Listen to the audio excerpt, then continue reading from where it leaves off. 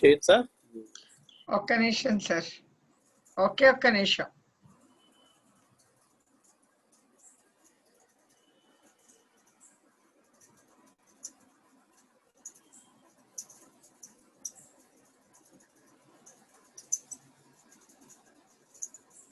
శ్రీ గురుభ్యో నమః.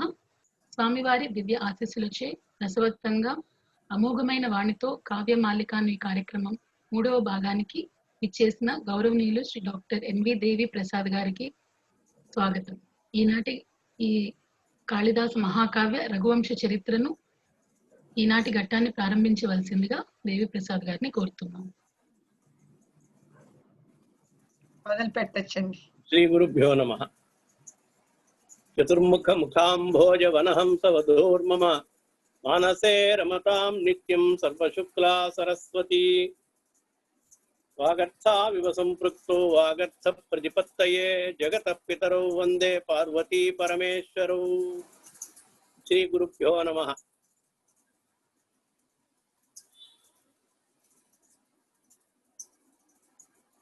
సుందర భాగంలో సుదక్షిణ దిలీపులిద్దరూ కూడా రాజదంపతులు నందిని ఉపాసించి దానికి సేవ చేసి 21 రోజుల తర్వాత మర్నాడు ఈయన్ని పరీక్షించి ఆ పరీక్షలో ఈయన యొక్క త్యాగ గుణాన్ని తెలుసుకుని అనుగ్రహించి చాలా సంతోషపడి తన యొక్క క్షీరాన్ని స్వీకరించవలసిందిగాను, స్వీకరించిన తర్వాత వంశోద్ధారకుడైన పుత్రుడు కలగలడని ఆశీర్వదించి అనుగ్రహించిందనమాట. ఆ తర్వాత గురుగారి దగ్గరికి వెళ్ళి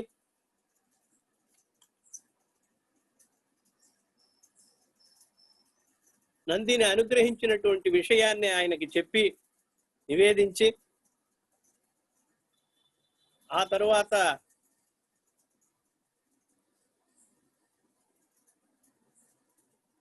మర్నాడు ప్రొద్దున్నే లేచి మళ్ళీ ఆ యొక్క నందినికి సేవ చేసి దాని యొక్క దూడకి తృప్తి తీరా పాలు ఇచ్చిన తర్వాత వశిష్ఠుల వారి యొక్క అనుజ్ఞని తీసుకుని ఆయన యొక్క అనుమతి ప్రకారము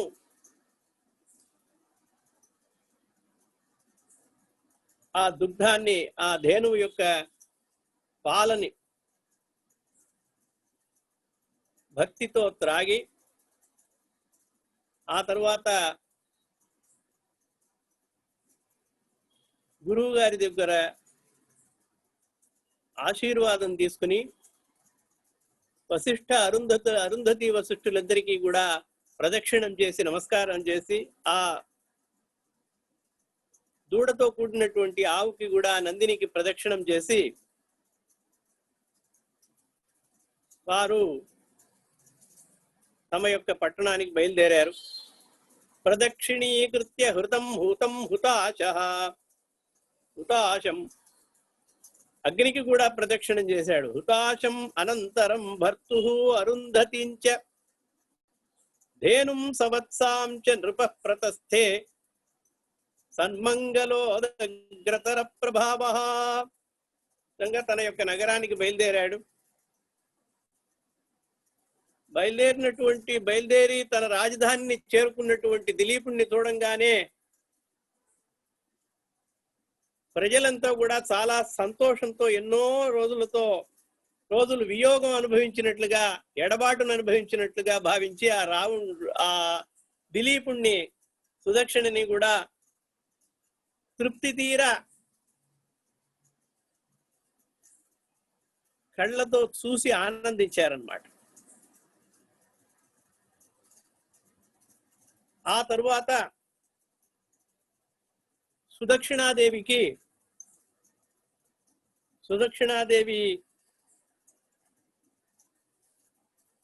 గర్భం ధరించి ఆ గర్భం తర్వాత నిండు గర్భంతో కూడినటువంటి ఆ సుదక్షిణ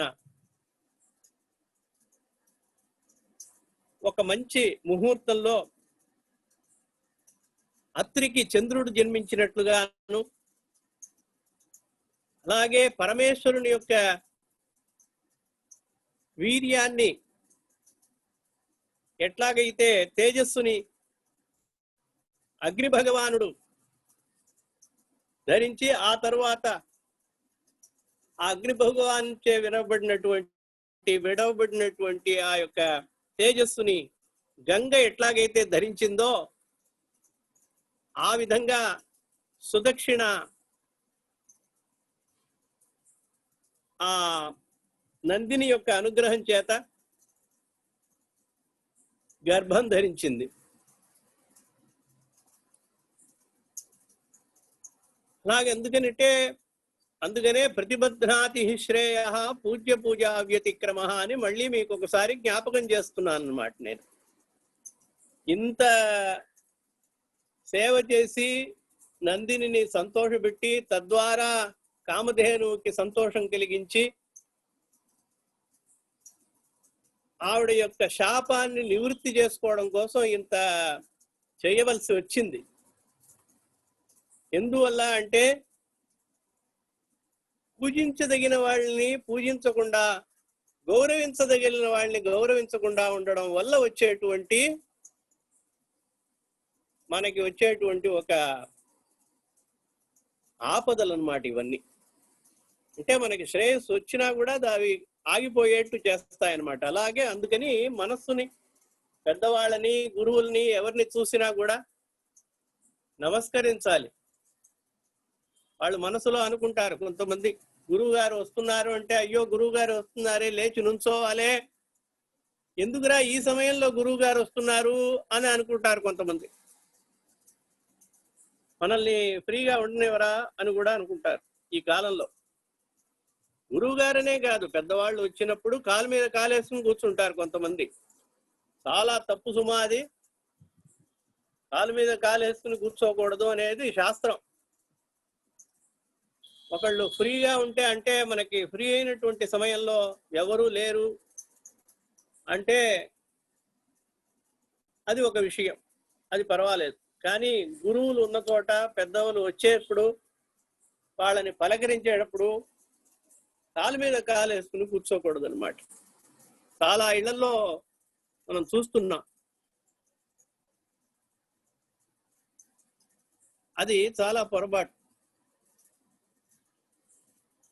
దీన్ని నివర్తించుకోవాలి అనేటువంటిది ఈ యొక్క కథ మూలంగా మనం తప్పకుండా తెలుసుకోవాలి. ప్రతిబధ్నాతి శ్రేయ పూజ్య పూజా వ్యతిక్రమ అనేది వశిష్ఠుల వారు చెప్పినటువంటి వాక్యం, కాళిదాసు మనకి ఉపదేశిస్తున్నటువంటిది. అందువల్ల దానికి పరిహారం ఇన్నాళ్ళు గర్భం ధరించాల్సింది కూడా ధరించకపోయి, తర్వాత దానికి కారణం ఏంటని తెలుసుకుని గురువు గారు చెప్పి వారి మార్గదర్శకత్వంలో మనకి ఇలా ఒక ఉపాయం తోచి వారు ఉపదేశించి దాని ప్రకారం నందిని మనం సేవ చేసుకుని ఇంత పాటు పడితే గాని మనకి ఆ దిలీపుడికి ప్రజోత్పత్తి అంటే సంతానం కలగలేదన్నమాట. సరే, ఈ విధంగా నందిని యొక్క అనుగ్రహం చేత సుదక్షిణ గర్భం ధరించింది. గర్భం ధరించిన తరువాత క్రమక్రమంగా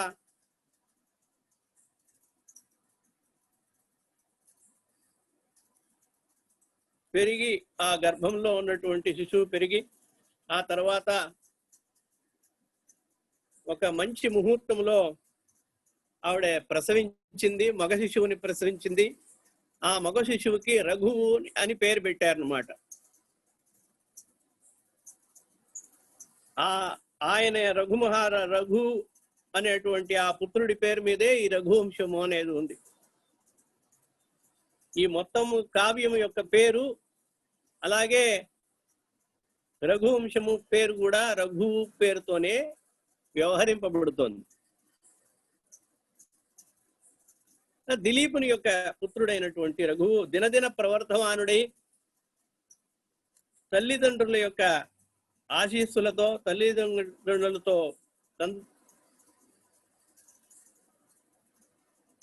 ఆనందంగా గడుపుతూ ఉన్న సమయంలో తర్వాత జాతకర్మ మొదలైనటువంటి షోడశ సంస్కారాలు అంటారు. ఆ సంస్కారాలన్నిటిలో ఉపనయనం మొదలైనవన్నీ చేశారన్నమాట.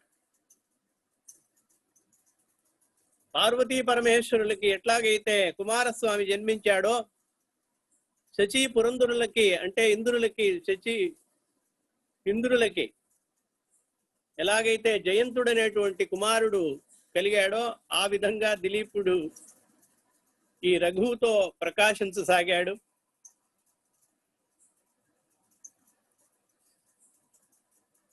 ఆ తనయుని యొక్క అక్షరాభ్యాసము అంతా కూడా క్రమంగా వశిష్ఠుల వారి చేత చేయించారు.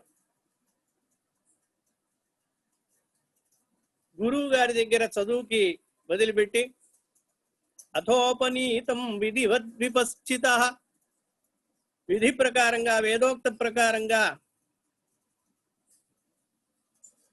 గర్భం నుంచి 12 సంవత్సరంలో బ్రాహ్మణుడికి గర్భాష్టమే బ్రాహ్మణముపనయీత. బ్రాహ్మణుడై ఉంటే గర్భాష్టంలో ఉపనయనం చేయాలి. గర్భం నుంచి 8వ సంవత్సరం అంటే పుట్టిన తర్వాత 7వ సంవత్సరం. అలాగే గర్భం నుంచి 12 సంవత్సరంలో రాజులకి క్షత్రియులకి యజ్ఞోపవీతం ఉపనయనం జరపాలి అనేటువంటి వేదోక్త విధి ప్రకారంగా పుట్టిన తర్వాత గర్భ ఏకాదశాబ్దం గర్భ ఏకాదశంలో పొరపాటైంది. గర్భ ఏకాదశంలో గర్భము నుంచి 11వ సంవత్సరంలో ఉపనయనం చేశారనమాట. ఆ ఉపనయనం అయిన తర్వాత వైశ్యులకి 12వ సంవత్సరం అని స్మృతులు చెప్తున్నాయన్నమాట. అలా గురువు దగ్గర వేదాధ్యయనము మొదలైనటువంటి నేర్చుకోవడం కోసం, సమస్త విద్యలు నేర్చుకోవడం కోసం గురువుల దగ్గర శుశ్రూష శ్రవణం చైవ గ్రహణం ధారణం తథా ఊహాపోహార్థ విజ్ఞానం తత్వజ్ఞానం చ ధీగుణాః అని ఈ బుద్ధి సూక్ష్మత కోసం ఇవన్నీ కూడా శుశ్రూష చేయాలన్నమాట. గురువు శుశ్రూష చేయాలి, గురువుని సేవించడం, గురువు ఉపదేశం వినడం, దాన్ని గ్రహించడం, గ్రహించిన దాన్ని ధారణ చేయడం మనసులో. ఆ తర్వాత తనుగా దాన్ని ఊహించుకుని ఆ జ్ఞానాన్ని పొందడం. ఆ తర్వాత ఇలాగూ బుద్ధి సూక్ష్మత కలిగినటువంటి పిల్లలు బ్రహ్మచారులంతా కూడా ఈ విధంగా చదువుతారు. అలాగూ ఆ రఘు మహారాజు చక్కగా ఈ ధీగుణములన్నీ కలిగిన వాడి గురువులందరికీ కూడా చాలా ప్రియమైనటువంటి వాడుగా ఉండి సమస్త విద్యలని నేర్చుకున్నాడు అన్నమాట. ఆ నేర్చుకున్న తర్వాత మంచి క్రమక్రమంగా దినదిన ప్రవర్ధమానుడి యవ్వనంలో ప్రవేశించి తన యొక్క తండ్రిని మించినటువంటి మహావీరుడుగా, సమస్త విద్యల్లోనూ పారంగతుడుగా, సర్వ విద్యా నిష్ణాతుడుగా, వినయవంతుడుగా, అన్నిటికంటే ముఖ్యమైనవి వపు ప్రకర్షాద్ అజయద్ గురుం రఘు, తన తండ్రిని మించినటువంటి వాడయ్యాడనమాట. తండ్రిని మించిన వాడైనా కూడా ఏమాత్రము అవినయముగా ప్రవర్తించలేదు. ఎందుకంటే ఆ యవ్వనంలో ఆ చదువు వల్ల విద్యాగర్వము, విద్యామదము, ఐశ్వర్య మదము, బలము, శక్తి ఎక్కువగా ఉండడం వల్ల వచ్చేటువంటి మదము, యవ్వనం వల్ల వచ్చేటువంటి మదము, ఈ విధంగా పలు విధములైనటువంటి మదములు ఉంటాయి, మదములు ఏర్పడతాయన్నమాట. ఆ వయస్సు వచ్చేటప్పటికి డబ్బు, అధికారము, యౌవనం, ధన సంపత్తి, ప్రభుత్వం, అవివేకిత, ఏకైకమప్యనర్థాయ కిము ఎత్ర చతుష్టయం అంటాడు. ఈ నాలుగిట్లో ఏదన్నా యవ్వనము, మంచి యవ్వనం, ధన సంపత్తి, ఐశ్వర్యం అన్నమాట. బాన్ విత్ సిల్వర్ స్పూన్ అంటారు ఇంగ్లీష్ లో. అలాగూ పుట్టుకతోనే ఆగర్భ శ్రీమంతుడుగా ఉండడం అనేటువంటిది. ప్రభుత్వం, అధికారం, అవివేకిత, వివేకం లేకుండా ఉండడం. ఏకైకమప్యనర్థ, ఇవి నాలుగిట్లో ఒక్కటున్నా కూడా చాలు. గర్భేశ్వరత్వం, అభినవ యవ్వనత్వం, అప్రతిమ రూపత్వం. అందులో కూడా అందం వేరేది.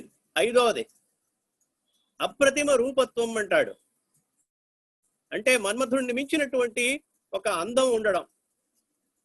ఇది కూడా గర్భేశ్వరత్వం, అభినవ యవ్వనత్వం, అప్రతిమ రూపత్వం, అమానుష శక్తిత్వం, మనుషుల్ని మించినటువంటి ఒక బలము కలిగి ఉండడం. ఇవన్నీ కూడా మనకి మదం కలిగించి కళ్ళు నెత్తికెక్కాయంటారు వ్యవహారంలో మనం మాట్లాడేటప్పుడు.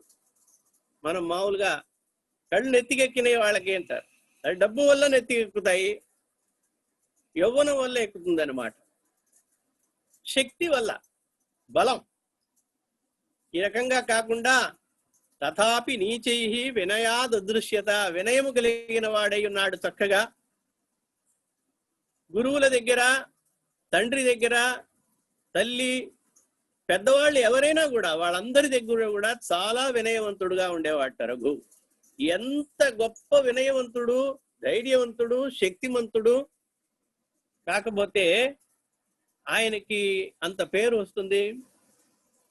ఆ కులానికి, ఆ యొక్క వంశానికి అతని పేరు ఎట్లా వస్తుంది, ఎట్లా వచ్చి ఉంటుంది చూడండి. ఇంకా ముందర చూడబోతున్నాం. ఆ తర్వాత దిలీపుడు 99 యాగాలు చేశాడు. 100వ యాగం చేస్తున్నప్పుడు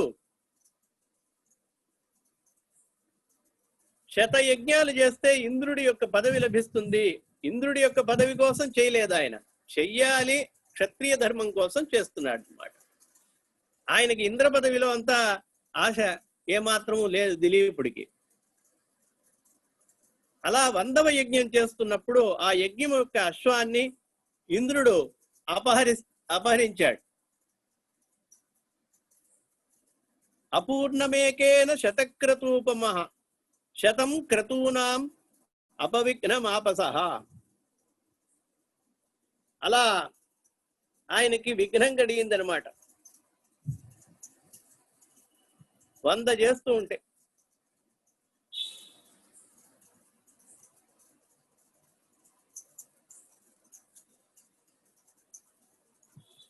అశ్వమేధ యాగము చేస్తున్నటువంటి సమయంలో 100వ దాంట్లో ఆ అశ్వము కనిపించకపోవడం వల్ల రఘు మహారాజుని, తన యొక్క పుత్రుడు యువరాజు అయినటువంటి రఘుని వెతుక్కుని రమ్మన్నాడు. ఆ వెతకడం కోసం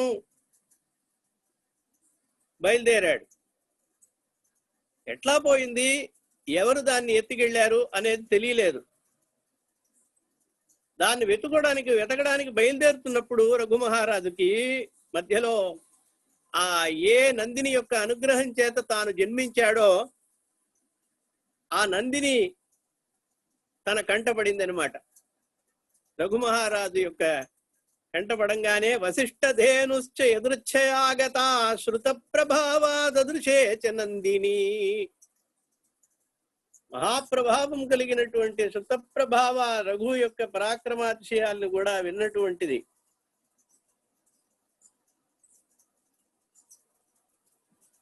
చూసిందనమాట. దదృశేథ నందిని, నందిని చూసింది. చూసి ఆనందించింది. ఆహా, తన యొక్క అనుగ్రహం చేత కలిగినటువంటి పుత్రుడు ఇంత పెద్దవాడయ్యి ఇంత గొప్పవాడయ్యాడు అనేటువంటి చూసి చాలా ఆనందించి ఎందుకని వెళ్తున్నాడు అనేది తానుగానే తెలుసుకుంది. అదే అక్కడ మహిమ. గోవుల్ని ఉపాసించాలన్నమాట మన యొక్క ధర్మం, హిందూ ధర్మం. తదంగనిష్యంద జలేన లోచనే, వెంటనే ఆ ఏ పని మీద వెళ్తున్నాడు అనేది తెలుసుకున్నదనమాట. తెలుసుకుని దానికి నందినికి వెంటనే కూడా ప్రదక్షిణం చేశాడు రఘు మహారాజ్.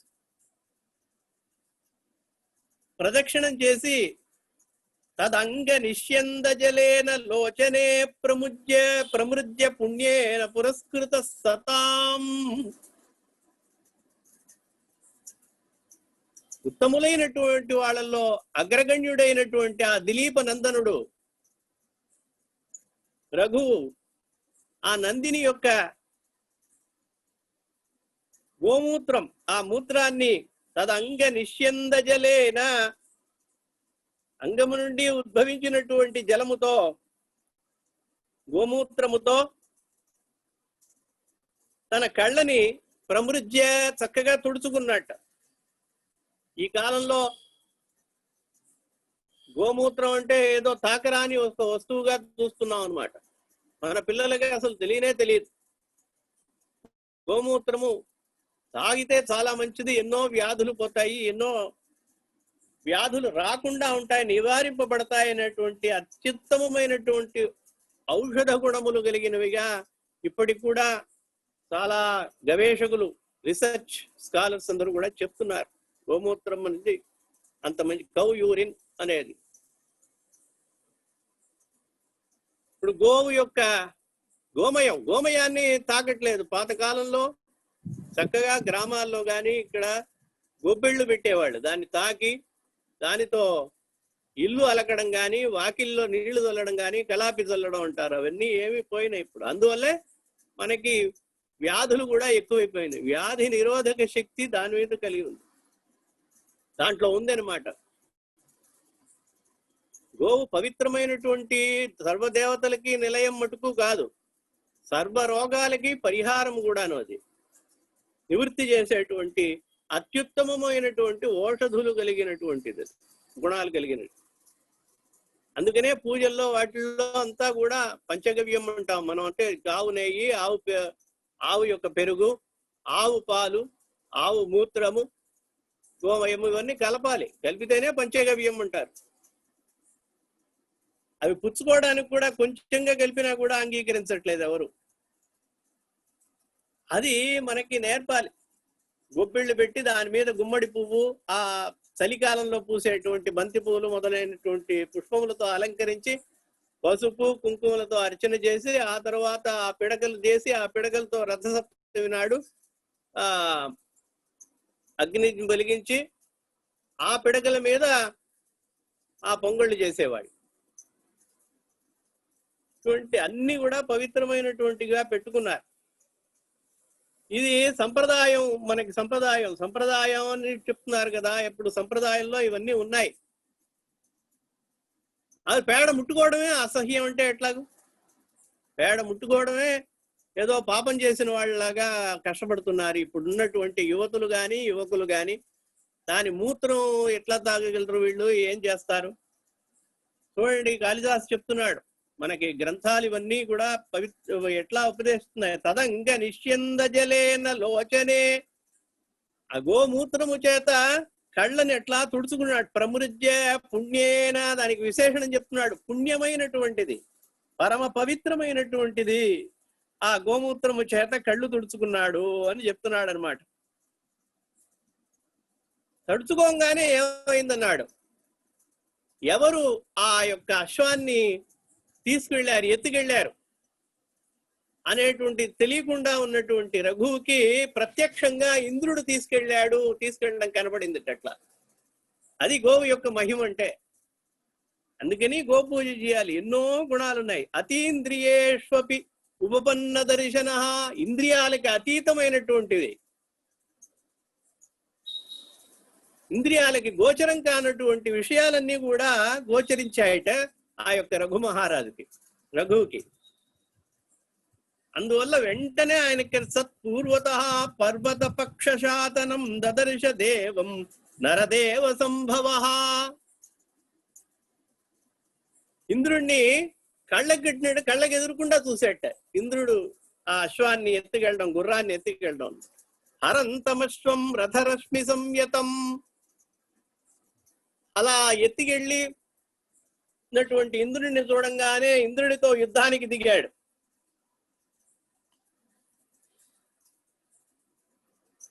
వాళ్ళిద్దరికీ కూడా భయంకరమైనటువంటి ఒక యుద్ధం జరిగింది. ఆ యుద్ధంలో రఘు మహారాజు తన యొక్క పరాక్రమాన్ని చూపాడు. ఇంద్రుడు చెప్పాడు, హరిత్యథైక పురుషోత్తమ స్మృత మహేశ్వర త్ర్యంబక ఏవ నాపరః. ఆయన రఘు నీకు చెప్తున్నా విను. ఇంద్రుడు ప్రపంచం మొత్తం మీద అన్నిలో 14 లోకాలకి కలిపి ఒకే విష్ణువు ఒకడే. హరి అయినటువంటి వాడు ఒక్కడే ఉంటాడు. హరి యథైక పురుషోత్తముడంటే ఆయనే. పురుషోత్తముడంటే ఇంకోళ్ళని చెప్పలేం. పురుషోత్తముడంటే హరి ఒక్కడే. ఎలాగో మహేశ్వర త్ర్యంబక ఏవ నాపరః. త్ర్యంబక అంటే మహేశ్వరుడు ఒక్కడే. త్ర్యంబకుడు అని పేరన్నమాట. త్ర్యంబకం యజామహే అని త్ర్యంబకుడు ఆయన 3 కళ్ళు కలిగినటువంటి వాడు. అంబకని వేరే అర్థం కూడా ఉంది, తర్వాత విస్తారంగా చెప్పాల్సి వస్తుంది. త్ర్యంబకుడు అంటే ఈశ్వరుడు ఒక్కడే, పరమేశ్వరుడు ఒక్కడే. రెండో త్ర్యంబకుడు అనేటువంటి వాడు లేడు. అలాగే శతక్రతువు అంటే ఇంద్రుడికి పేరు. శతక్రతువు అంటే ఇంద్రుడు ఒక్కడే ఉండాలి, ఇంకోటి ఉండకూడదు. నీకు తెలియదా ఆ విషయం? కాబట్టి ఇంకో ఇంద్రుడిని ఉండడాన్ని నేను సహించను, కాబట్టే గుర్రాన్ని నేను అపహరించాను అని చెప్తాడు. చెప్పంగానే శతక్రతువు అనేటువంటి వాడు నేను ఒక్కడనే ఉండాలని చెప్పంగానే రఘు పెద్దగా నవ్వాడనమాట. దేవేంద్ర, నాకు సమానంగా ఇంకోటి ఉండకూడదు అని అనుకుంటున్నావు, కానీ నన్ను జయించి కదా నువ్వు ఆ అశ్వాన్ని నువ్వు తీసుకెళ్ళగలవు. నేనుండగా నువ్వు అశ్వాన్ని హరించి పెట్టుకోలేవు, కాచుకో అన్నాడు అనమాట. అలా యుద్ధం ఇద్దరికీ కూడా భయంకరమైనటువంటి యుద్ధం జరిగింది. ఈయన కూడా జహారచాన్యేన మయూర పత్రిణా శరేణ శక్రస్య మహాశనిధ్వజం చుకోపతస్మై సభృశం సురశ్రియః ప్రసహ్య కేశ వ్యపరోపణాదివ. ఆ ఒక బాణం వేసేటప్పటికి ఇంద్రుడి యొక్క ధ్వజం విరిగి కింద పడింది. కింద పడంగానే ఆయనకి కోపం వచ్చిందనమాట.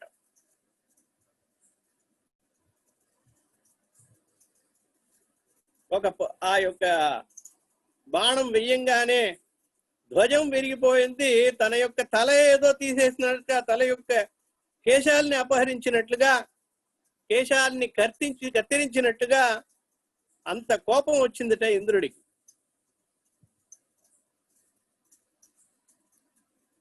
ఆయన కోపగించి వజ్రాయుధాన్ని ప్రయోగించాడు. దాన్ని వీరకుండా రఘుభృశం వక్షసి తాడిత తేన తాడిత. వజ్రాయుధాన్ని ప్రయోగించంగానే ఆ వజ్రాయుధంతో కింద పడిపోయే ప్రయోగం వల్ల ఆయన కింద పడ్డాడు. కింద పడిన వాడల్లా వెంటనే లేచాడనమాట. మళ్ళీ లేచి ఇదిగో కాదుకో అని చెప్పి మళ్ళీ ఇంద్రుడితో యుద్ధానికి దిగేటప్పటికి ఇంద్రుడు సంతసించాడనమాట. చాలా పరాక్రమవంతుడుగా ఉన్నావయ్యా రఘు, నేను నీ యొక్క పరాక్రమానికి చాలా సంతోషించాను. నీకు ఏం వరం కావాలో కోరుకో, కానీ ఒకటి, ఈ గుర్రం తప్ప మిగతా ఏమైనా వరాన్ని నువ్వు కోరుకో. నేను చాలా తురంగమాత్ అవేహిమాం ప్రీతి మృతే తురంగమాత్ కిమిచ్చసీతి స్ఫుటమాహ వాసవః. వాసవుడైనటువంటి వాడు, ఆ ఇంద్రుడికి వాసవుడు అని పేరు అన్నమాట. వాసవుడు చెప్పాడు, నేను చాలా ప్రీతి చెందాను కాబట్టి ఈ అశ్వము తప్ప వేరేదన్నా నువ్వు వరాన్ని కోరుకో అన్నాడు. ఆయన చెప్పాడు, రఘు అశ్వము తప్ప నాకు ఇంకేమీ అవసరం లేదని చెప్పాడు.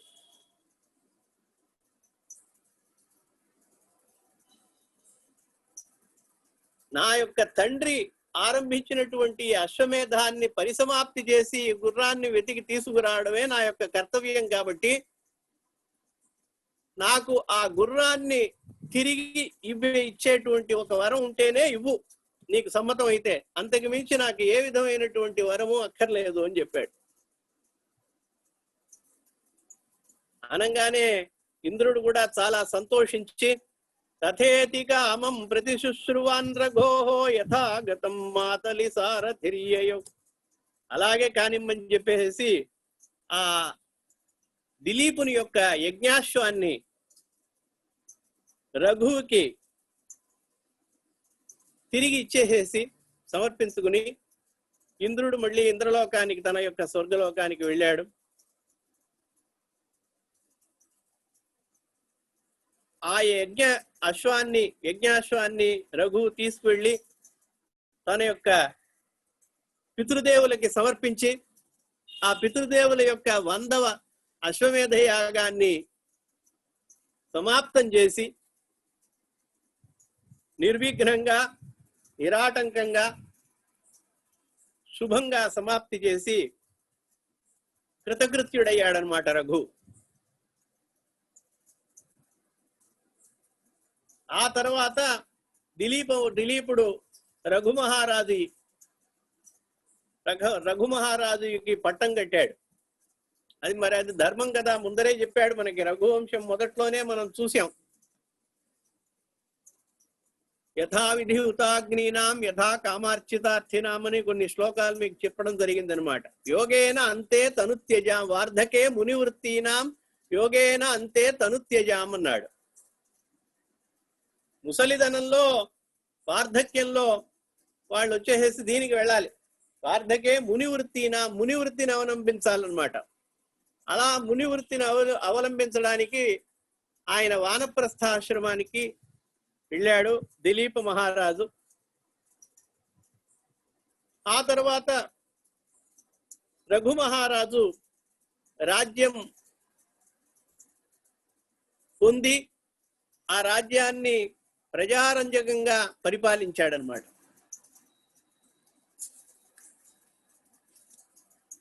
రాజ్యానికి రాగానే దిగ్విజయం చేయాలి రాజులు. అసంతుష్టో ద్విజో నష్ట సంతుష్టశ్చ నరాధిప అని శాస్త్రాలు చెప్తున్నాయన్నమాట. అసంతుష్టో ద్విజో నష్ట, తృప్తి లేనటువంటి, అంటే నన్ను ఎంతైనా సంపాదిస్తూనే ఉండాలి అనేటువంటి తృప్తి లేనటువంటి బ్రాహ్మణుడు వాడు అధోగతి పొందుతాడు. సంతుష్టశ్చ నరాధిప అని, సంతోషం చాలు ఉన్నది పెట్టుకుని మనం ఉందాము అనుకునేటువంటి రాజు నశిస్తాట. అసంతుష్టో ద్విజో నష్ట సంతుష్టశ్చ నరాధిప. క్షత్రియుడికి ఎప్పుడు కూడా రాజ్యాన్ని కాంక్షిస్తూ ఉండాలి. ఇతర రాజులు ఎవరైనా ఉంటే వాళ్ళందరినీ జయించి తద్వారా రాజ్యాన్ని చేర్చుకుని సంపాదించి తన రాజ్యాన్ని విస్తరింపజేయాలి. అది క్షత్రియ ధర్మం అన్నమాట. అలా రాజ్యాన్ని విస్తరింపజేయడం కోసం దిగ్విజయానికి చేశాడు. యుధిష్ఠిరుడు, రాముడు అందరూ కూడా దిగ్విజయ యాత్ర చేస్తారు. అలాగే యుధిష్ఠిరుడు కూడా పట్టాభిషేక అనంతరము సహదేవుడు, రాజసూయ యాగానికి ముందర సహదేవుడు, అర్జునుడు వీళ్ళందరూ కూడా ఒక్కొక్క దిక్కుకు వెళ్ళి దిగ్విజయం చేసుకుని వచ్చి తర్వాత రాజసూయ యాగం చేశాడు యుధిష్ఠిరుడు, ధర్మరాజు. ఆ ప్రకారంగా మనకి రాజులకి, క్షత్రియులకి ధర్మం ఏంటంటే వాళ్ళ రాజ్య విస్తరణ చేయాలి, దిగ్విజయం చేయాలి. అలా దిగ్విజయానికి బయలుదేరాడు. సకల విధమైనటువంటి రథగజ తురగ పదాతులతో కూడిన వాడి మన కన్యాకుమారి దాకా ఈ సకల భారతదేశాన్ని జయించి అక్కడక్కడ ఉండేటువంటి రాజులనంతా జయించి వాళ్ళందరినీ కూడా సామంతులుగా చేసుకుని పరిపాలించసాగాడనమాట. ఎందుకు? ధనం సంపాదించడం, దానం చేయడం కోసం. అది ముందరే చెప్పాం.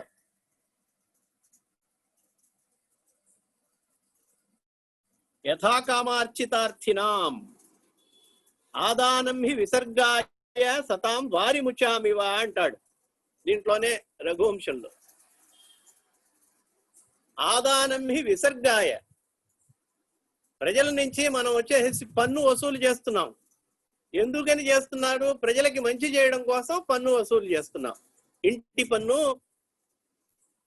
మొదలైనటువంటివన్నీ ఉన్నాయి. వాహన పన్ను, ఇంటి పన్ను, సమస్త విధమైనటువంటి ఎన్నో పన్నులు ఉన్నాయి. పన్నులు విధించడం ట్యాక్స్ విధించడం ఎందుకని? ఆదానం హి విసర్గాయ, తీసుకోవడం ఎందుకంటే విసర్గాయ వాళ్ళకి మంచిగా చాలా వందల ఎట్లు, దానికి ఎన్నో రెట్లు వాళ్ళకి మళ్ళీ ఇవ్వడం కోసం తీసుకుంటున్నాం అన్నమాట. దానం ఒకళ్ళ దగ్గర నుంచి తీసుకుంటున్నారు. ఇంత దిగ్విజయం అంతా ఎందుకు చేయడం? ఆ ధనం అంతా తను పెట్టుకోవడానికే కాదు, ప్రజలకి మళ్ళీ ఇవ్వాలన్నమాట. దానం చేయాలి. మనం ధనం అనడానికి ప్రయోజనం, డబ్బుకి ప్రయోజనం ఏంటని భర్తృహరి చెప్పాడు. భర్తృహరి మహాకవి సుభాషిత త్రిశతిని 3 చెప్పాడు అనమాట. నీతి శతకం, వైరాగ్య శతకం, నీతి శతకం, శృంగార శతకం, వైరాగ్య శతకం అని. ఆ నీతి శతకంలో చెప్పాడు, దానం భోగో నాశ తిస్రో గతయో భవంతి విత్తస్య యో నదదాతి నభుంక్తే తస్య తృతీయా గతిర్భవతి. దానం చేయాలి. దానము, భోగ తాను అనుభవించడము, నాశ మూడోది నాశనం అయిపోవడం. ఈ 3 అవస్థలు ఉన్నాయి ధనానికి, గుర్తుపెట్టుకోండి. యో నదదాతి నభుంక్తే, ఎవడైతే దానము చేయడు వాడు అనుభవించడో వాడి యొక్క ధనం ఏమవుతుంది అన్నాడు. తస్య తృతీయా గతిర్భవతి, ఆ ధనం పెట్టుకున్న వాడికి ఆ ధనానికి మూడోది అంటే ఏంటి? నాశనం అవుతుంది అనమాట. కాబట్టి కూడబెట్టుకుని ఏం చేస్తాం? కూడబెట్టడం ఎందుకంటే దానం చేయడం కోసం. సతాం వారి ముచ, మేఘాలు ఉన్నాయి. మేఘాలు ఎందుకని? నీటిని సేకరిస్తున్నాయి. వారి ముచామి, వారి ముక్ అంటే మేఘం అనమాట. మేఘాల్లాగా భవంతి నమ్రాస్తరవ ఫలోద్గమై, వృక్షాలన్నీ కుంగిపోతాయట ఎప్పుడు? పళ్ళు ఎక్కువగా ఉన్నప్పుడు. అంత పళ్ళ యొక్క భారంతో కుంగిపోయినటువంటి వృక్షాలు ఒక్క పండైనా తాను తింటోందా? ఏదైనా ఏ వృక్షమైనా తాను స్వీకరించి ఆస్వాదిస్తోందా? ఆస్వాదించట్లేదు. నదులు ప్రవహిస్తున్నాయి, ఒక్క నదైనా దాని యొక్క తియ్యటి నీటిని, స్వచ్ఛమైనటువంటి నీటిని అది తాగుతోందా? ఆ నది తాగట్లేదు. గోవులు పాలిస్తున్నాయి, ఆ పాలు ఏమన్నా ఒక్క చుక్కైనా గోవులు స్వతహా తాగుతున్నాయా? ప్రజలకు ఇస్తున్నాయి, అన్యులకు ఇస్తున్నాయి. కాబట్టి పరోపకారార్థం ఇదం శరీరం అని చెప్తారు కదా, అలాగూ ఆదానం హి విసర్గాయ. అందుకని ఈయన ఏం చేశాడు? విశ్వజిత్ యాగం చేశాడు రఘు. ఆ విశ్వజిత్ యాగంలో అన్నిటినీ దానం చేసేసాడు, సమస్తమైన వస్తువుల్ని దానం చేసేసాడు, ఏమీ పెట్టుకోలేదు. తను దిగ్విజయ యాత్రలో సంపాదించినటువంటి కోటాను కోట్ల రూపాయలు ధనం, బంగారం, వెండి, అలాగే గోమేధకం మొదలైనటువంటి వజ్ర వైదూర్య మాణిక్యాదులు సమస్త విధమైనటువంటి సంపదని ఒక్కటి పూచిక పుల్ల లేకుండా అన్ని కూడా, ఒక్క బంగారు నాణ్యం కూడా పెట్టుకోకుండా అన్నిటినీ దానం చేశాడు. సమస్తము దానం చేశాడు. మేఘాలు ఎట్లాగైతే తన దగ్గర ఉన్నటువంటి వాటిలో ఉన్నటువంటి జలాన్ని మొత్తాన్ని, నీటిని భూమి మీద కురిపించి భూమిని సస్యశ్యామలంగా చేస్తుందో అలాగూ ఈయన ఏం చేశాడు? సమస్త సంపదని దానం చేసేసాడు. ప్రాసాదాలు, భవన అన్ని కూడా అన్ని చేసుకుని ఊరి చివరికి వెళ్ళి కూర్చున్నాడు. ఒకే ఒక తను ఉండడానికి, జీవించడానికి కావలసినటువంటి మృణ్మయమైనటువంటి పాత్రల్ని మట్టుకు పెట్టుకున్నాడు. అంటే ఏంటి? మట్టి కుండల్ని పెట్టుకున్నాడు. మట్టి వస్తువులు ఏవైతే ఉన్నాయో, దైనందినమైనటువంటి జీవితం, వంట వార్పు చేసుకోవడానికి ఏవైతే కావాలో ఆ పరిమితమైనటువంటి మట్టి పాత్రలను పెట్టుకుని ఊరికి చివర ఉన్నాడనమాట.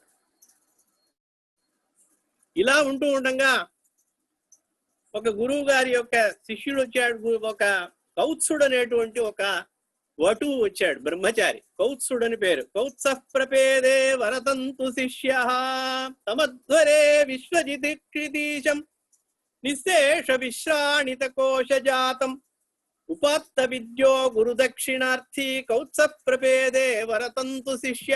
వరతంతు అనేటువంటి ఒక గురువు ఉండేవాడు. ఆ గురువు గారి దగ్గర చదువుకున్నటువంటి ఒక శిష్యులలో ఎంతో మంది విద్య అభ్యసించినటువంటి వాళ్ళలో ఈ కౌత్సుడు అనేటువంటి వాడు ఒకడు. ఆ కౌత్సుడు ఈయన దగ్గరికి వచ్చాడు. కౌత్సుడు గురుదక్షిణార్థి ఉపాత్త విద్య, సమస్త విద్యలను నేర్చుకున్నటువంటి వాడై గురుదక్షిణ ఇవ్వడం కోసం ఇక్కడికి వచ్చాడనమాట. ఆ గురువు గారు గురుదక్షిణ అడిగారు.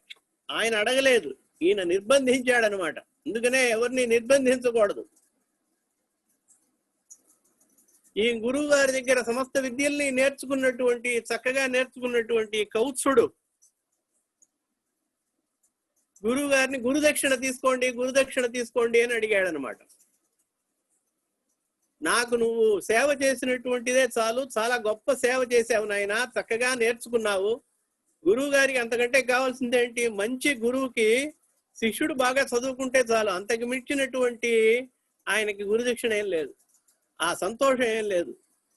తన శిష్యుడు గొప్పవాడైతే చూసి ఆనందపడతాడు, గురువుకి అంతకు మించినటువంటి ఆనందం లేదు. మాతాపిత గురుశ్చైవ స్వభావాత్ త్రితయం హితం అంటాడు. మాతా పిత, తల్లిదండ్రులు, గురువు స్వభావం చేతనే చాలా హితమైనటువంటి వాళ్ళు, మనకి మంచి కోరుకునేటువంటి వాళ్ళు అని గురువు గారు ఈ రకంగా చెప్పాడు అనమాట. నాకు ఏ గురుదక్షిణ వద్దు నాయన, నువ్వు చదువుకున్నది చాలా సంతోషం, చాలా సేవ చేసావన్నాడు. వినలేదు ఈయన. వినకుండా ఏం చేశాడు?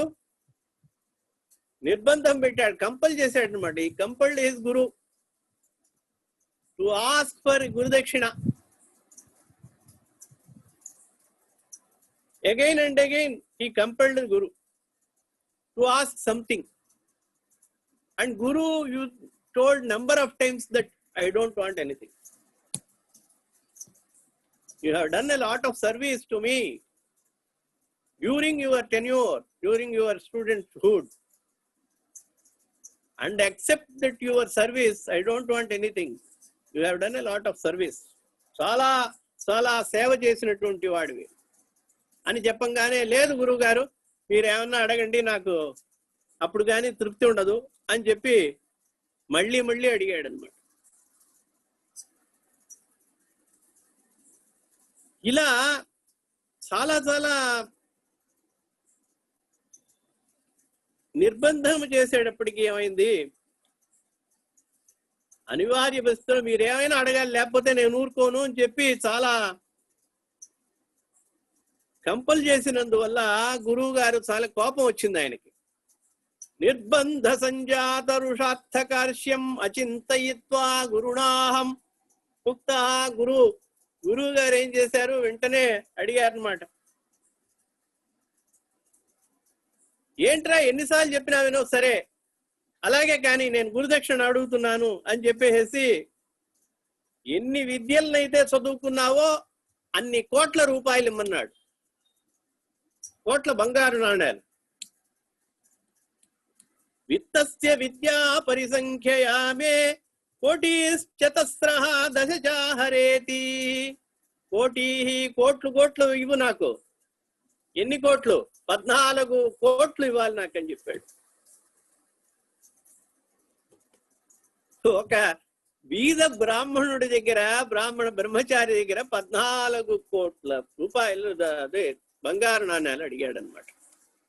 ఎందుకంటే 14 విద్యలు నేర్చుకున్నాడు. విద్యలు 14 విద్యలు అనమాట. అంగాని వేదాశ్చత్వారః మీమాంసా న్యాయ విస్తరః. ఇవి అంగాని, వేదములు 4, వేదాంగములు 6, 6 4 10. ఋగ్యజు సామ అథర్వ వేదములు 4, శిక్ష, వ్యాకరణం, ఛందస్సు, నిరుక్తం, జ్యోతిషం, కల్పం అనేది 6 అంగాలు. వేదము వేదాంగాలు కలిపి 10. మీమాంసా శాస్త్రం 11. న్యాయ విస్తరం, న్యాయం అది ఒకటి 13, 12. పురాణం ధర్మశాస్త్రం చ విద్యాహ్యేత 14. పురాణములు ఇతిహాసములు ధర్మశాస్త్రము. మొత్తం కలిపి 14 విద్యలు. కాబట్టి 14 విద్యలు నా దగ్గర నేర్చుకున్నావు కాబట్టి 14 కోట్ల రూపాయలు నా బంగారు నాణాలు పట్టరమ్మని గురుదక్షిణ అడిగాడు. అంతే కదా, నువ్వు ఇంతసేపు చెప్తున్నా కూడా వినకుండా మళ్ళీ మళ్ళీ అడుగుతున్నావు కాబట్టి నీకు ఇదే శిక్ష. 14 కోట్ల రూపాయలు పట్టరమ్మన్నాడు. ఆ కాలంలో బంగారు నాణ్యాలు. అందుకని గురుదక్షిణార్థి సౌత్సప్రపేదే వరతంతు శిష్య. వరతంతు యొక్క శిష్యుడు బేలమొహం వేసుకుని ఇట్లా వేలాడిపోయింది. గురువుగా చెప్పంగానే 14 కోట్లు ఎక్కడి నుంచి తీసుకురాను? సరే, రాజులను అడిగితే వస్తుంది. రఘుమహారాజు విశ్వవిద్యాగం చేసేట, ఆయన దగ్గర అడిగితే మనకి తృప్తి తీరా ఇస్తాడు అనుకునే నమ్మకంతో రఘుమహారాజు అన్ని దానం చేస్తున్నట్ట. సకలమైనటువంటి వస్తువుల్ని అందరికీ దానం చేస్తున్నాడు. అడిగిన వాళ్ళకి అడిగినట్టుగా అడిగిన వస్తువుగా ఇస్తున్నాడు అని చెప్పి విన్నాను. కాబట్టి ఆయన దగ్గరికి వెళ్ళి అడుగుతానని చెప్పి అడిగే వెళ్ళాడనమాట. గురుదక్షిణార్థి, గురుదక్షిణ ఇవ్వడం కోసం వెళ్ళాడు. చూస్తే రఘుమహారాజు రాజ్యంలోకి వెళ్ళాడు. రాజ్యంలోకి వెళ్తే రాజు ఇక్కడ లేడయ్యా, ఊరి చివరు ఉన్నాడని చెప్పారు అక్కడ ప్రజలంతా. ఇదంతా ఇచ్చేసారు, దానాలు అయిపోయినాయి అని చెప్పాడు. ఖజానా మొత్తం ఖాళీ అయిపోయింది, నిధులు ఏమి లేవు ఇక్కడ. సమస్తమైనటువంటి మణిమాణ్యాలు, బంగారము మొత్తం కూడా, ధనరాశులు, నాణ్యాలన్నీ కూడా దానం చేసేసాడు. ఊరి చివర ఉన్నాడు, వెళ్ళి చూడమని చెప్పారు. సరే అని అక్కడికి వెళ్ళాడు. మృణ్మయే వీత హిరణ్మయత్వాత్. ఒక్క బంగారపు వస్తువు లేదు ఆయనకి, చేతులకి ఉంగరాలు కూడా లేవు, ఏమీ లేవు. మృణ్మయమైనటువంటి మట్టి కుండలు, పాత్రలు ఉన్నాయన్నమాట. ఆ పాత్రలు ఉన్నటువంటి వాడిని శృత ప్రకాశం, తన యొక్క శాస్త్రజ్ఞానముచే ప్రకాశించుతున్నటువంటి ఈ యొక్క బ్రహ్మచారిని, తన యొక్క కీర్తితేజ ప్రకాశం ప్రకాశించుతున్నటువంటి రఘుమహారాజు. ఎందుకంటే మీకు ఇవ్వను దానం చేసిన తరువాత, దానం చేసి కోల్పోయినటువంటి ధనం కోల్పోయినటువంటి వాడికి కూడా ఒక తేజస్సు ఉంటుందన్నమాట. అది భర్తృహరి చెప్తాడు. మణిశాణోల్లీఢ సమర విజయీ హేతి దళిత. మణిని ఎప్పుడు కూడా మనకి డైమండ్ ఉందనుకోండి, డైమండ్ మనం ఏం చేయాలి, బాగా రాపిడి చేయాలి. రాపిడి చేస్తేనే దానికి షైనింగ్ ఎక్కువ వస్తుంది, ప్రకాశం ఎక్కువ వస్తుంది. మణి కూడా అంతే, మణిని అరగదీయాలి, బాగా ఆకురాయి పెట్టి అరగదీను దానికి తేజస్సు, దానికి ప్రకాశం వస్తుంది. అలాగే యుద్ధంలో జయించినటువంటి మహావీరుడికి దెబ్బలు తగులుతాయి, ఇక్కడ అక్కడ రక్తం కారుతూ ఉంటుంది. ఆ రక్తం కారుతూ తన యొక్క బలాన్ని ఉపయోగించి శత్రు సంహారం చేసినటువంటి మహావీరుడి యొక్క శరీరము దెబ్బలు తగిలినప్పటికీ కూడా ప్రకాశిస్తూ ఉంటుందిట. సమర విజయీ హేతి దళిత. శత్రువుల యొక్క ఆయుధం చేత దెబ్బ తగిలినటువంటి ఆ మహావీరుడి యొక్క అందం ఎక్కువ అవుతుంది. మణిశాణోల్లీడ మదక్షీణో నాగ. ఏనుగుకి మదం పడుతుంది, మదం కోల్పోయినా కూడా ఏనుగు అందంగా ఉంటుందిట. దానికి ఉన్నటువంటి మదాన్ని కోల్పోయి ఏనుగు ప్రకాశిస్తుంది.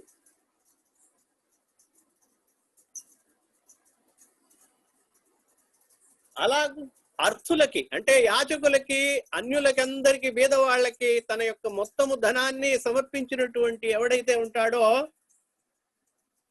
అతను ఇంకా ప్రకాశిస్తాడు. గలిత విభవాశ్చ అర్థిషు నరాహ అంటాడు. గలిత విభవముల ఐశ్వర్యం కోల్పోయిన వాళ్ళు ఎందువల్ల కోల్పోయారు? మోసం చేసి, ఎవరి చేత మోసగింపబడి. ఇప్పుడు ఈ కాలంలో కోల్పోయినట్టు కాదు, దానం చేయాలి. ఇంత పెద్ద త్యాగం చేశాడు రఘుమహారాజు, దాని గురించి చెప్పుకోం. బిల్ గేట్స్ అంత ఇచ్చాడు, ఇంత ఇచ్చాడు, అంత దానం చేశాడు, హాస్పిటల్ కట్టాడు. ప్రపంచంలోనే ఎక్కువ దానం చేసిన వాడు బిల్ గేట్స్ అంటాం. ఇప్పుడు చేసింది ఆ కాలంలో పరంపరగా మనకి వేదం నుంచి వస్తున్నటువంటివి, అతి ప్రాచీనమైనటువంటి మన యొక్క సనాతన ధర్మంలో మనం సంపాదించింది చివరికి మనం అన్నిటికీ దానం చేయడానికే అని చెప్పాడు. అలా సమస్త విధమైనటువంటివి దానం చేసేటువంటి ఒక ఉన్నతమైన యాగాన్ని, ఉన్నతమైన కార్యాలని చేపట్టారు మన పూర్వీకులంతా. ఆ విధంగా తన యొక్క పూరి గుడిసెలో ఉంటున్నాడు అనమాట ఆయన రఘుమహారాజు. ప్రత్యుజ్జగామ ఆతిథేయ.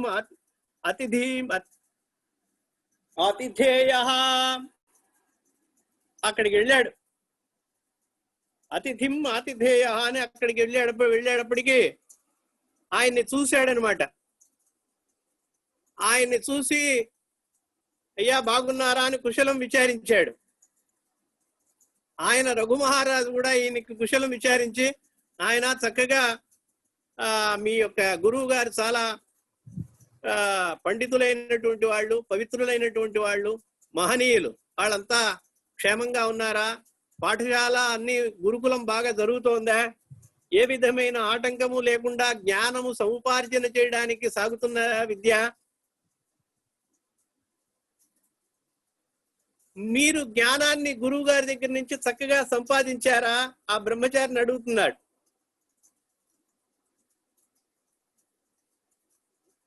కాయేన వాచా మనసాపి శశ్వత్ యత్ సంభృతం వాసవ ధైర్యలోపి. ఆ మహర్షి అయినటువంటి 3 విధాలైనటువంటి తపస్సు ఉంది.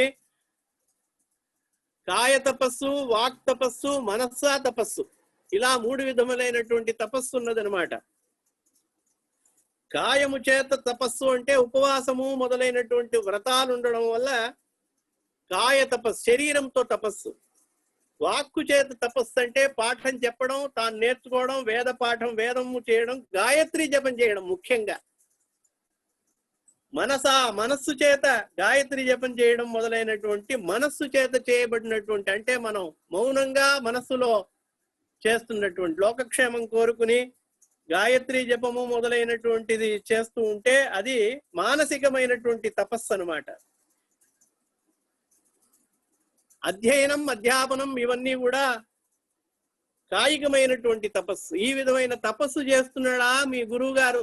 చక్కగా అక్కడ ఈ 3 విధములైనటువంటి తపస్సులు సవ్యంగా సాగుతున్నాయా అని అడిగాడు. అని అర్ఘ్యపాద్యాదులు ఇచ్చి ఆ బ్రహ్మచారిని పూజించి, వేదము, వేదాధ్యయనము చదువుకున్న వాళ్ళని పూజించాలన్నమాట. ఎప్పుడు చిన్నవాళ్ళైనా కూడా పూజించాలి. అలా పూజించాడనమాట. పూజించి అడిగాడు, ఏమిటి, ఎందుకు వచ్చారు చెప్పగలరా అని అడిగాడు. అందుకు ఆయన చెప్పాడనమాట, యతీత కాలస్వహం అభ్యుపేత. నాయనా రాజా, నిన్ను చూస్తుంటేనే ఏం అడగాలనిపించట్లేదు. ఊరి చివరున్నావు, మట్టి కుండలతో వండుకుని తింటున్నావు. ఉన్నవి 4 మట్టి కుండలు, ఒక 4 పాత్రలు ఉన్నాయి. కాబట్టి వ్యతీత కాలాతీతం అయిపోయి నీ దగ్గరకు వచ్చాను. అహం అభ్యుపేత త్వమర్థిభావాదితి మే విషాద. కాబట్టి వచ్చానన్నమాట. నా యొక్క దురదృష్టం ఇట్లా రావడం జరిగింది. శరీరమాత్రేణ నరేంద్ర తిష్టన్. నీకు శరీరం మాత్రమే నీది ఉంది. శరీరం తప్ప నీకు, నీ శరీరం తప్ప ఏమీ లేదనమాట. శరీరమాత్రేణ. చూడండి, ఆ భర్తృహరి చెప్పింది, గలిత విభవాశ్చ అర్థిషు నరాహ అన్నాడు. నృపాహ నరాహ అని పాఠం ఉంది. దానము చేత సమస్తము దానము ఇచ్చి ఐశ్వర్యాన్నంతా కోల్పోయినటువంటి ప్రభువులు వాళ్ళు క్షీణించినా కూడా ప్రకాశిస్తూ ఉంటారని చెప్తాడు. ఆ విధంగా ప్రకాశిస్తున్నావు నువ్వు. తిష్టన్ ఆభాసి తీర్థ ప్రతిపాదితార్థి. కాబట్టి నీ దగ్గర ఏం లేదు. తీర్థ ప్రతిపాదితార్థి. అర్థి ఏంటమ్మా? వృద్ధి. నీ యొక్క ఐశ్వర్యం మొత్తం కూడా వృద్ధి అంటే ఐశ్వర్యం అన్నమాట. మంచి యోగ్యత గలటువంటి వాళ్ళకి దానం చేసేసావు నువ్వు. ఎవరికైతే దానం చేయాలో, వృథావృష్టి సముద్రేషు అన్నట్టుగా, సముద్రంలో వాన పడినట్టుగా వృథావృష్టి సముద్రేషు అన్నట్టు.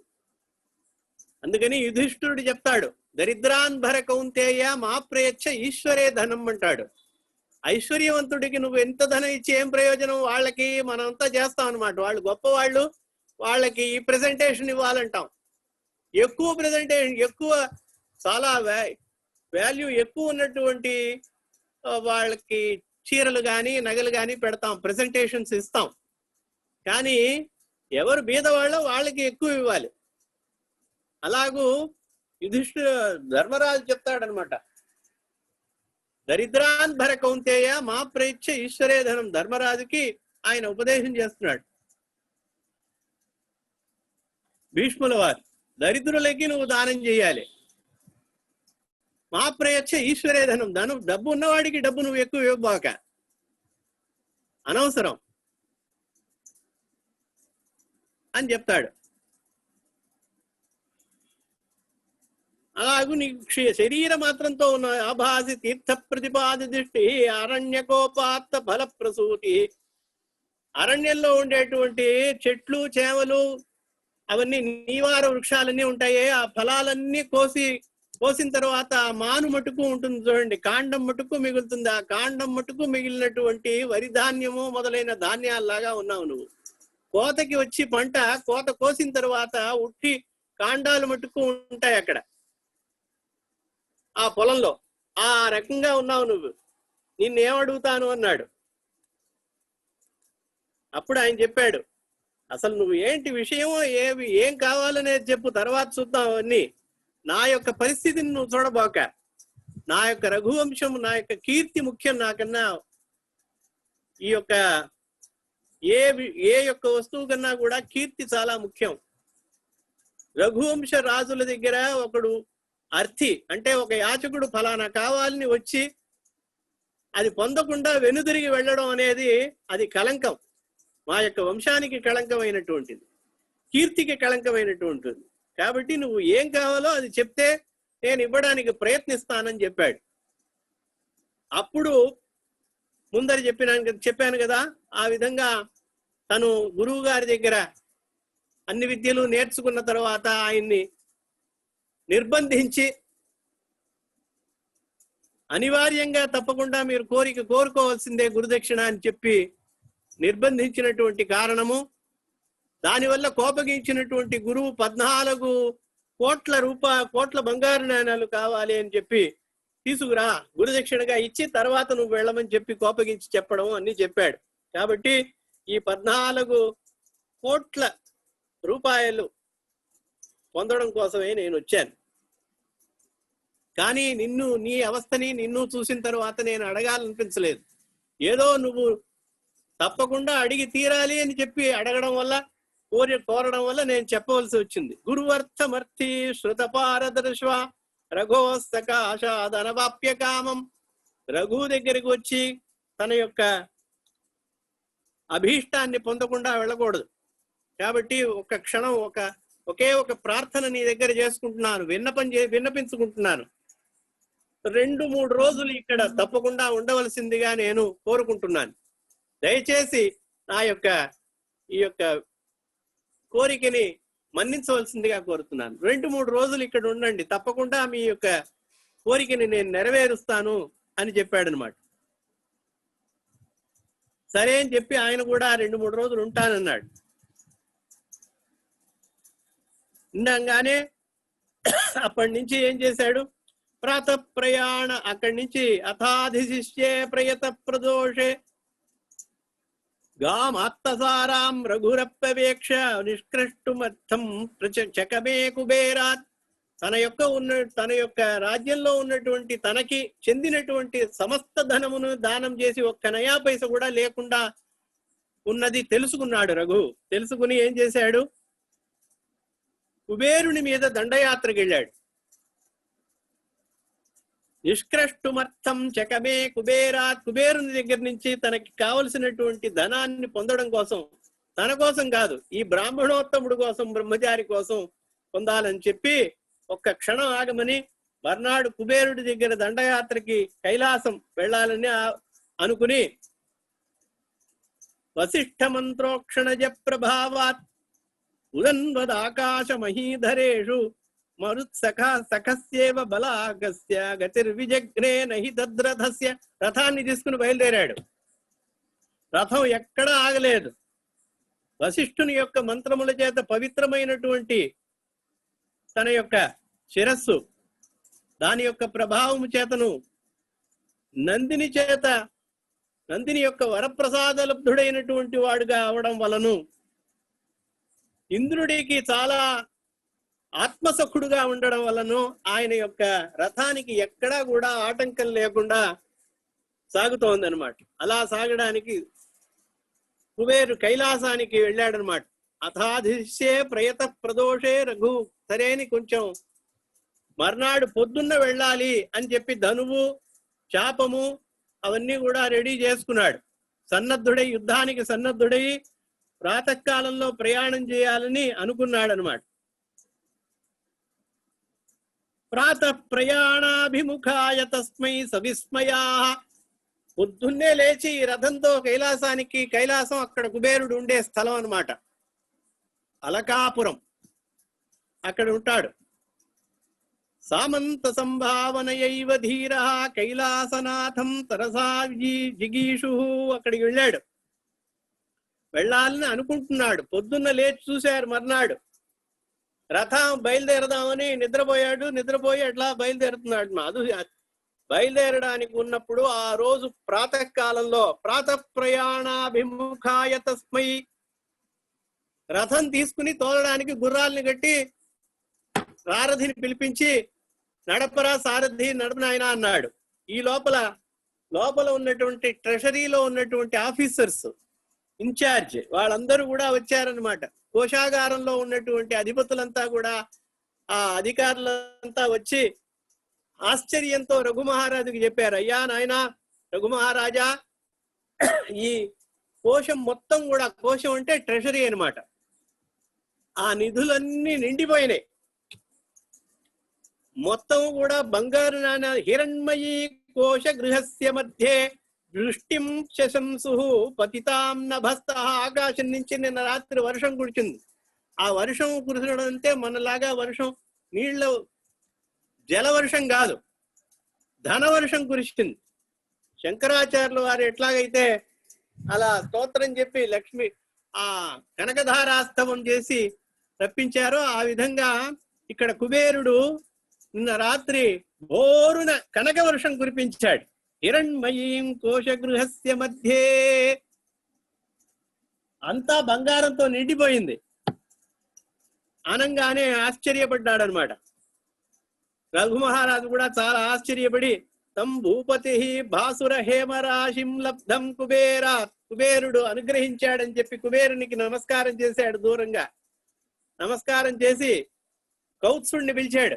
ఆ శిష్యుణ్ణి, కౌత్సుడని పేరు, పిలిచి నాయనా ఇదిగో శృంగం విమేరోరివ వజ్రభిన్నం, సమస్తమైనటువంటి ఐశ్వర్యము వచ్చిందిట, నీకేది కావాలో అది తీసుకెళ్ళు అని చెప్పి ఆ బ్రహ్మచారిని విన్నవించుకోగానే ఆ బ్రహ్మచారి చూడండి, చాలా కాళిదాసు ఈ చోట అద్భుతమైనటువంటి శ్లోకంతో ముగించాడు. ఆ జనాలందరూ ఆశ్చర్యపడి చెప్పుకున్నారట. ఆ సాకేతపురం అయోధ్యలో ఉండేటువంటి రాజులందరూ కూడా, ఆ ప్రజలందరూ కూడా చాలా గొప్పగా చెప్పుకుని ఆశ్చర్యచకితులయ్యి ఇద్దరి గురించి చెప్పుకున్నారట. ఏమిటి ఇద్దరు గురించి అన్నాడు? గురు ప్రదేయాధిక నిస్పృహోర్థి. ఇవన్నీ మనం తెలుసుకోవాలండి. మనకి ఏదన్నా దొరికితే, ఒకటి ఎక్స్ట్రాగా ఒకటి దొరికితే మనం తీసుకోవడానికి ఆశపడతాం. ఇది కూడా ఇస్తున్నాము, ఇది కొంటే ఇది ఇస్తున్నాము అంటే వెంటనే బయలుదేరుతాం. అది ఎందుకు ఇస్తున్నాడని మనం ఆలోచించాం. అలాగే ఒకళ్ళు మీకు కావాల్సింది ఏదో తీసుకోండి అని చెప్పి మీరు 50 రూపాయలు అడిగితే 50 రూపాయలు మటుకు తీసుకుని వదలరు. 1000 రూపాయలు, 50 రూపాయలకి 1000 రూపాయలు ఇస్తామంటే ఇవ్వండి అని తీసుకుంటాం. చాలు, నాకు వద్దు, నేను అడిగింది 50 రూపాయలే కదా, అవి ఇస్తే నాకు చాలు అని ఎప్పుడు కూడా చెప్పం అన్నమాట. కానీ ఆ తృప్తి లేకపోతే మనిషి జీవనం వృథా అన్నమాట, సంతోషం ఉండదు. చూడండి, ఇద్దరు మనుషుల గురించి గొప్పగా చెప్పుకున్నారట ఆ రాజ్యంలో మొత్తం ప్రజలు కూడా. గురు ప్రదేయాధిక నిస్పృహ, గురువుకి కావలసినటువంటి ఇవ్వవలసినటువంటి 14 కోట్ల బంగారు నాణాలు తప్ప ఒక్క నాణ్యం కూడా అధికంగా ఎక్కువగా తీసుకోలేదు ఆయన. నిస్పృహ, మిగతా ఉన్నటువంటి ఏ మాత్రము దాని మీద ఆశ లేదు ఆయనకి, ఆ బ్రహ్మచారికి కౌత్సుడికి. అయ్యా ఇట్లా ఒక యాచకుడు ఉంటాడా అని ఆశ్చర్యపోతున్నారట అయోధ్య ప్రజలందరూ కూడా, ఆ సాకేతపురంలో ప్రజలు. ఒకటి. రెండు, ఆ యాచకుడు కౌత్సుడు వచ్చి అడిగాడు కదా, అడిగిన దానికంటే శతాధికముగా ఎక్కువ ఇవ్వడానికి తయారుగా ఉన్నట్ట ఆయన రఘు మహారాజ్. నృప అర్థికామాత్ అధిక ప్రదశ్చ, మనం కోరింది ఇవ్వడానికే ఏడుస్తారు కొంతమంది, ఉన్నా కూడా, ధనం ఉన్నా కూడా, బోల్డంత ధనం మూలుగుతూ ఉంది కానీ ఇవ్వడానికి మనసు రాదు.